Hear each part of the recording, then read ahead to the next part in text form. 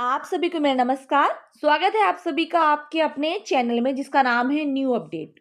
Outsource कर्मचारी, संविदा कर्मचारी, ग्राम चौकीदार, शिक्षा मित्र, अनुदेशक, आशा कार्यकर्ता, आंगनवाड़ी कार्यकर्ता, सहायिका, रसोईया, ममता दीदी, एनम दीदी, स्वास्थ्य विभाग, बिजली विभाग, सभी एम्प्लॉयज को लेकर आज की वीडियो में बहुत बड़ी जानकारी बताने वाली हूँ। पहले तो मैं दिखाऊंगी सरकार की तरफ से आए हुए आदेश को, उसके बाद क्या कहा सीएम जी ने उस पर, फिर आशा दीदी की बातें, आउटसोर्स कर्मचारियों की बातें, सभी की बातें सुनने के बाद मैं आपको दिखाऊंगी एक लेटर आया हुआ है, उस पर क्या लिखा है, आप लोग के मानदेय वृद्धि, नियमितीकरण, ईपीएफ, पीएफ, सुरक्षा बीमा, पेंशन योजना लाभ के बारे में। कब से लागू हो रहा है सामान्य कार्य समान वेतन। जैसा कि आप सभी जानते हैं, सीएम योगी आदित्यनाथ जी ने कहा है कि ठेका प्रथा में कार्य करने वाले कर्मचारी जो है, ठेकेदार पे काम करने वाले कर्मचारी है, उनका जो मानदेय है वो निगम देगी। इस बात को 2 महीने बीत चुके हैं। सभी कर्मचारियों में आक्रोश है, कब होगा लागू। सभी के मन में एक सवाल है कि कब तक होगा लागू। इसको लेकर लगातार मैं वीडियो बना रही हूँ, लगातार जानकारी दे रही हूँ। आज के वीडियो में क्या जानकारी निकल कर आ रही है पूरी बताने वाली हूँ, तो वीडियो को लास्ट तक जरूर देखिएगा। वीडियो पसंद आए तो वीडियो को लाइक कीजिए, चैनल पर पहली बार आए हैं तो प्लीज सब्सक्राइब जरूर कीजिएगा। साथ ही आप मेरा वीडियो कहाँ से देख रहे हैं ये भी कमेंट करके जरूर बताइएगा।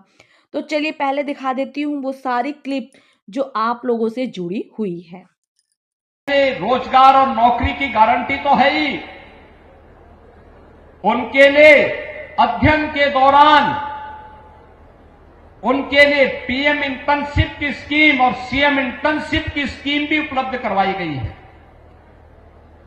उत्तर प्रदेश में भी हाल ही में हम लोगों ने निर्णय किया है, उत्तर प्रदेश सरकार में वह सफाई कर्मी हो या किसी ऑफिस में या किसी भी सरकारी व्यवस्था के माध्यम से संचालित किसी संस्थान में आउटसोर्स और संविदा पर कार्यरत कार्मिक, उसको मिनिमम मानदेय देने की गारंटी, यानी कम से कम 16,000 से 20,000 रुपए मानदेय उसको हर हाल में मिलना ही मिलना चाहिए।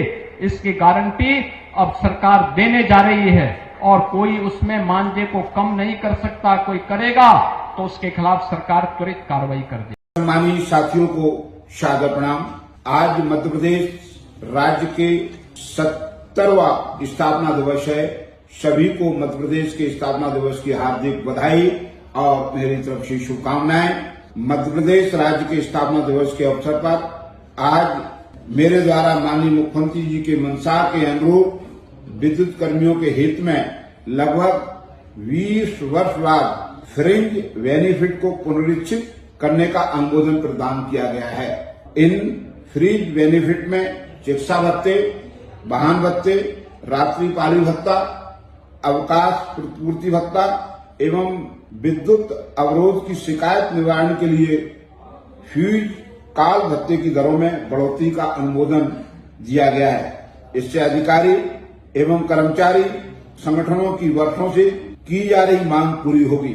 इसके पूर्व भी प्रदेश के माननीय मुख्यमंत्री डॉक्टर मोहन यादव जी के नेतृत्व वाली सरकार द्वारा विद्युत कर्मियों के हित में नई संगठनात्मक संरचना का अनुमोदन, नवीन कैशलेस स्वास्थ्य बीमा योजना, वेतन विसंगति दूर करने का कार्य पहले से ही किया गया है। निश्चित रूप से इससे हमारे विद्युत कंपनियों के कर्मचारियों को लाभ होगा। मैं पुनः आप सभी को नमस्कार करता हूं। धन्यवाद।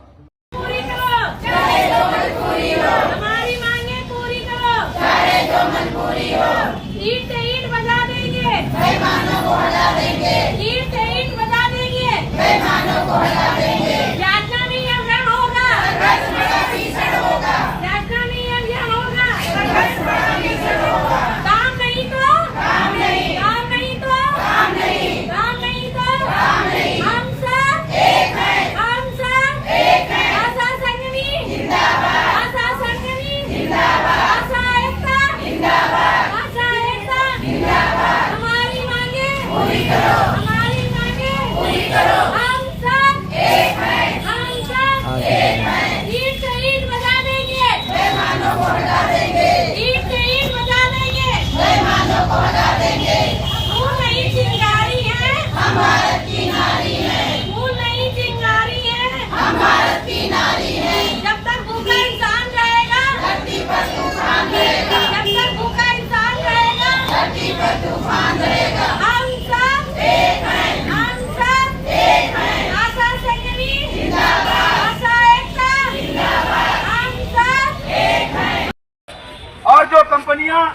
5,000 4,000 रुपए दे करके मजदूरों का शोषण कर रही है, उस पर लगाम लगा के सारी सुविधाएं ईजाद करके ईपीएफ, ईएसआई, जो भी श्रम कानून कहता है, उन सारी सुविधाओं को हर मजदूर को उससे लाभान्वित किया जाए, उसका हक उसे मिले।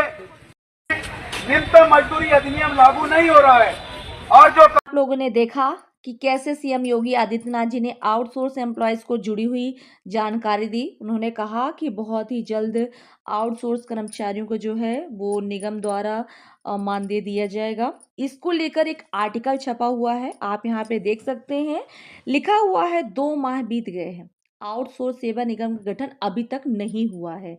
उत्तर प्रदेश के आउटसोर्स सेवा निगम के गठन के प्रस्ताव को कैबिनेट की स्वीकृति मिलने के 2 माह बाद भी निगम का गठन नहीं हुआ है। निगम का गठन नहीं होने से आउटसोर्स के माध्यम से प्रदेश के में कार्यरत 4 लाख से अधिक कर्मचारियों को मानदेय में वृद्धि व अन्य सुविधाओं का लाभ नहीं मिल पा रहा है। तो जैसा कि आप देख सकते हैं, यहाँ पे लिखा हुआ है कि 4 लाख कर्मचारी उम्मीद लगाकर बैठे हुए हैं कि मानदेय वृद्धि होगी और वो जो सभी सुविधाएं जिनके बारे में सीएम जी ने कहा वो मिलेगी, है ना। आगे लिखा हुआ है, सचिवालय प्रशासन विभाग अब आउटसोर्स सेवा निगम के गठन के लिए कंपनीज एक्ट में रजिस्ट्रेशन करने की तैयारी कर रही है। साथ ही लिखा हुआ है, आउटसोर्स सेवा निगम पब्लिक लिमिटेड कंपनी होगी जिसे गैर लाभकारी संस्था के रूप में संचालित किया जाएगा। यहाँ पे देख सकते हैं आप, साफ साफ लिखा है कि आउटसोर्स सेवा निगम की पब्लिक लिमिटेड कंपनी होगी जिसे गैर लाभकारी संस्था के रूप में संचालित किया जाएगा। आगे लिखा हुआ है, सचिवालय प्रशासन विभाग के प्रमुख सचिव मनीष चौहान ने कहा है कि कंपनीज एक्ट में रजिस्ट्रेशन से पूर्व की औपचारिकताएं पूर्ण की जा रही हैं। कंपनी बन जाने के बाद सबसे पहले महानिदेशक की नियुक्ति होगी। तो जैसा कि आप यहाँ पे देख सकते हैं, साफ साफ लिखा हुआ है कि अभी उसकी तैयारी चल रही है। जब इसकी कंपनी बन जाएगी तो सबसे पहले महानिदेशक की नियुक्ति की जाएगी और इसके बाद अन्य प्रक्रिया पूरी की जाएगी। गौरतलब है कि 2 सितंबर को कैबिनेट की बैठक में निगम के गठन के प्रस्ताव को स्वीकृत किया गया था। इसके बाद 20 सितंबर को निगम के गठन के लिए शासनादेश भी जारी कर दिया गया था। शासनादेश जारी होने के समय यह माना गया था कि 2 माह में निगम का गठन कर दिया जाएगा और इसके बाद भर्तियां शुरू कर दी जाएगी, है ना। इस निगम के गठन का उद्देश्य आउटसोर्स के माध्यम से काम कर रहे कर्मचारियों को शोषण से मुक्ति दिलाना है। भर्तियां निष्पक्षता और पारदर्शिता से होगी। तो आप यहाँ पे देख सकते हैं, साफ साफ लिखा है कि उसमें जो भर्तियां होंगी तो वो निष्पक्ष तरीके से होगी और पारदर्शिता तरीके से, बिल्कुल मतलब साफ सुथरे से होगी, है ना। आगे लिखा हुआ है, कर्मियों को न्यूनतम 20,000 रुपये मानदेय दिया जाना है। ये न्यूनतम 20,000 मतलब ये सबसे स्टार्टिंग मानदेय होगा 20,000। इसके आगे बढ़ेगा 30,000, 40,000, जो जैसे पद में होगा उसको उस हिसाब से मानदेय दिया जाएगा। कर्मियों को प्रत्येक माह की 5 तारीख तक मानदेय का भुगतान होने लगेगा। तो इसमें साफ साफ लिखा है कि 5 तारीख तक आप लोग का भुगतान हो जाएगा। मानदेय के अलावा मातृत्व अवकाश, चिकित्सा अवकाश, स्वास्थ्य सेवाएं, ईपीएफ आदि लाभ दिए जाएंगे। तो ये तो सरकार की तरफ से था, अभी इस पर एक्शन नहीं लिया गया है। जैसा कि आप सभी जानते हैं कि जो समर्थक हैं वो दीपक वाजपेयी जी हैं, अध्यक्ष हैं उत्तर प्रदेश के आउटसोर्स संविदा कर्मचारी के संघ, है ना। तो ये क्या करते हैं कि जो आउटसोर्स कर्मचारी की आवाज़ है वो उठाते रहते हैं। जैसे अभी आपके नई बनी उत्तर प्रदेश में ग्राम चौकीदारों को लेकर एक संस्था बनाई गई है, वो आपके अनु त्रिपाठी जी के द्वारा बनाई गई है। उसके संस्था का मतलब ये होता है कि अगर किसी विभाग की आवाज़ वो अगर नहीं उठा, मतलब जो संस्था होती है वो उठाती है उनकी आवाज़, उनकी बात सरकार तक पहुंचाती है। इसी तरह अभी हमारे ग्राम चौकीदारों को लेकर एक संस्था बनाई गई है जिसमें उनकी आवाज़ उठाई जाएगी, है ना। वो भी संस्था रजिस्टर्ड है, जैसे कि हमारे ये दीपक वाजपेयी भैया कर रहे हैं आउटसोर्स एम्प्लॉयज़ को लेकर। इन्होंने भाई माननीय हमारे जो माननीय योगी आदित्यनाथ जी हैं, मुख्यमंत्री जी, उनके सामने एक प्रस्ताव रखा है। उस पर लिखा है, विषय में है आउटसोर्स निगम शीघ्र लागू करने के हेतु निवेदन है ना। तो आप यहाँ पे देख सकते हैं कि भाई कहा गया है कि आउटसोर्स निगम जल्दी से लागू किया जाए। कब लागू किया जाएगा, है ना भाई, परेशान है, दो महीने हो गए हैं, कब लागू होगा। आगे लिखा है, मान्यवर प्रदेश के लाखों आउटसोर्स एवं संविदा कर्मचारी लंबे समय से अपनी न्याय संगतम मांगों का समाधान चाहते हैं। हम प्रदेश की सेवा में दिन रात लगे हुए हैं, लेकिन हमारे अधिकार और सुरक्षा की अनदेखी होती रही है। तो जैसा कि आप सभी जानते हैं कि एक ही ऑफिस में दो अलग अलग कर्मचारी कार्य करते हैं। एक ही बैच पे दो अलग अलग कर्मचारी बैठते हैं, एक जो संविदा के द्वारा रखे जाते हैं और एक जो सरकार के द्वारा रखे जाते हैं। वही कार्य संविदा कर्मचारी करते हैं तो उन्हें सिर्फ 10,000 12,000 रुपए कट कुट के मिलता है ना। वहीं पे हमारे सरकारी कर्मचारी को 45,000 रुपए मिल रहा है। इस पर सरकार को ध्यान देना चाहिए।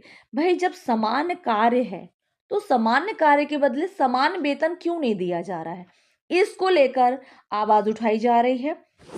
आगे अनुरोध किया गया है। नंबर 1 पर लिखा है, पूरे प्रदेश में आउटसोर्स निगम जल्द लागू किया जाए। दूसरा लिखा है, खाता दिवाली तक लागू हो और सभी आदेश मार्च तक प्रभावी किए जाए। तो हमारे जो कर्मचारी हैं उनका मार्च तक सभी का जो आदेश है मार्च तक प्रभावी किया जाए। तीसरा नंबर पे है, सभी कर्मचारियों को 60 वर्ष तक की नौकरी की सुरक्षा दी जाए।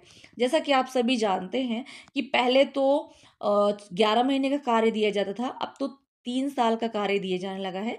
लेकिन हम कहते हैं कि हर पल निकाल देने का डर और कंपनियां बदलने पर नए नए नियम लाने का डर क्यों रहे। ये नियम कर देना कि भाई जो कार्य कर, और फिर इससे बेनिफिट भी है। हम कहते हैं जो 10 साल से 12 साल से सेम कार्य कर रहे हैं, एक्सपीरियंस होल्डर हैं, कोई नया एम्प्लॉय आके कैसे वो कार्य कर पाएगा, है कि नहीं। तो सरकार को इस पर ध्यान देना चाहिए। सभी कर्मचारी को 60 वर्ष की नौकरी की सुरक्षा देनी चाहिए।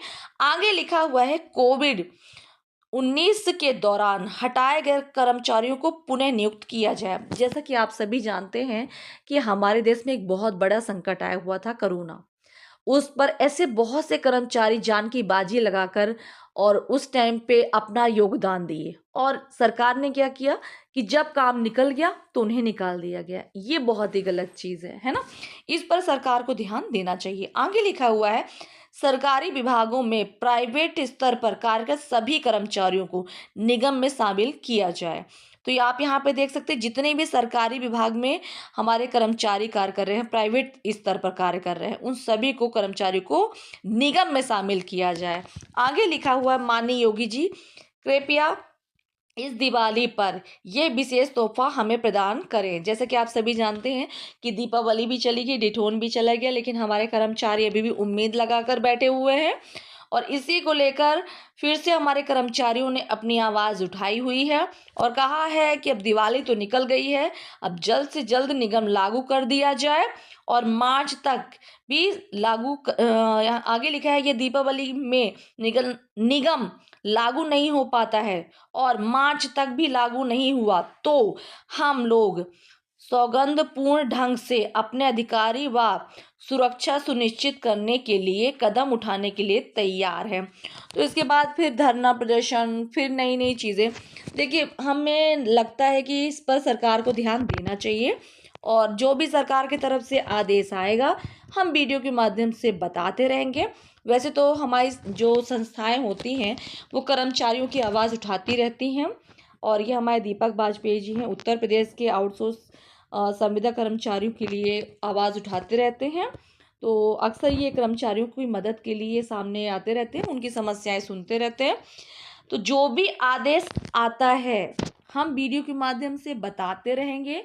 मिलते हैं अगली वीडियो में एक नई जानकारी के साथ। तब तक के लिए नमस्कार। वीडियो बने रहा कीजिए, वीडियो देखते रहा कीजिए।